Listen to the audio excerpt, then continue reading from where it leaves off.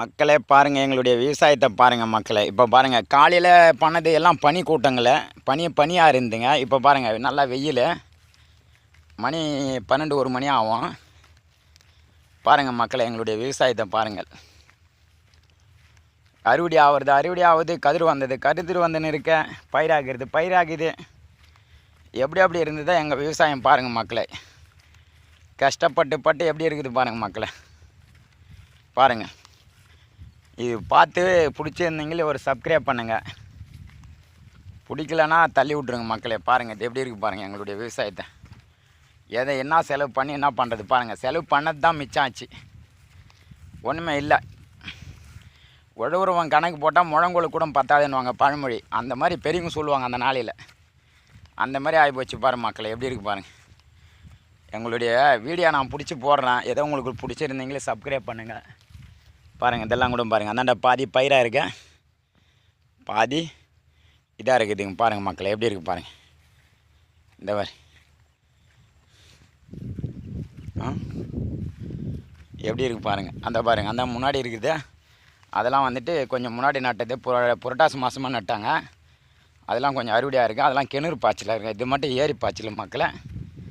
பாருங்கள், ஏரியிலேருந்து செலவு பண்ணது தான் மிச்சம் ஆச்சு. அதுலேயும் கொஞ்சம் பதமாக செலவு பண்ணாங்களாம் கொஞ்சம் மாதிரியாக இருக்கும். என்னத்தை போட்டு என்ன பண்ணுறது பாருங்கள். பண்ணி விவசாயம் பண்ணி கடன் ஆகுதவசரம் கடன் தீர்ந்த பாடு கிடையாது. ஏதோ ஐயா தள்ளுபடி ஆகுதுன்றாங்க. ஒன்றும் தள்ளுபடி ஆன கணக்கும் கிடையாது.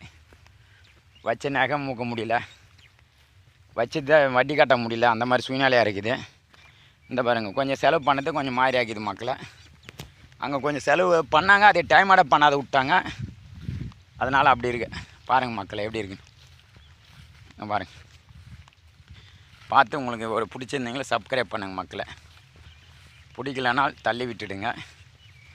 எப்படி இருக்குது பாருங்கள் எங்களுடைய விவசாயத்தை. இது வாங்க அறுக்கிறாங்க. நம்ம ஊர் தான் இதெல்லாம். செஞ்சி தாலுக்கா, பாக்கம் கிராமம். பாருங்கள், விழுப்புரம் மாவட்டம்.